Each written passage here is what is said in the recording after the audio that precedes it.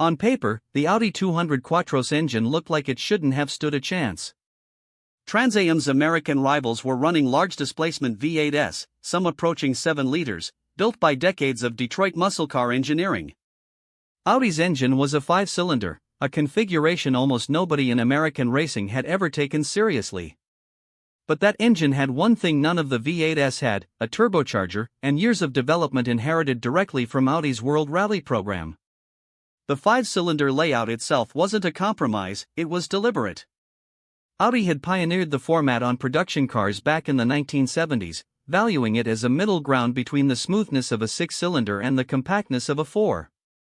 In race trim, developed over years of rallying, that same engine had been pushed to produce power figures that rivaled or beat many V8s several times its physical size, all while being significantly lighter and more compact under the hood. The turbocharger changed the entire equation. A naturally aspirated V8 makes its power by moving a large volume of air through big cylinders, relying on displacement and revs. A turbocharged engine instead uses exhaust gases to spin a turbine, forcing extra compressed air into much smaller cylinders, effectively manufacturing displacement on demand. This meant Audi's much smaller 5-cylinder could produce a wide, aggressive band of torque, delivered almost on tap, particularly useful coming out of corners, exactly where American V8 muscle cars had always relied on brute low-end grunt to win races.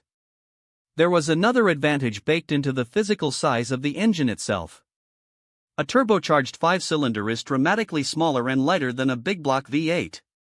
That lighter front end meant better weight distribution, better balance, and less strain on the car's suspension and tires through corners, a compounding advantage that mattered on every single lap, not just in a straight line. Reliability mattered just as much as raw power. Audi's rally program had already spent years hardening this exact engine family against the kind of abuse endurance racing demands, punishing vibration, heat cycling, and sustained high boost, long before it ever touched an American racetrack. American teams were essentially seeing a finished product, refined through years of a completely different, brutal form of motorsport, dropped into a series that had never had to prepare for it.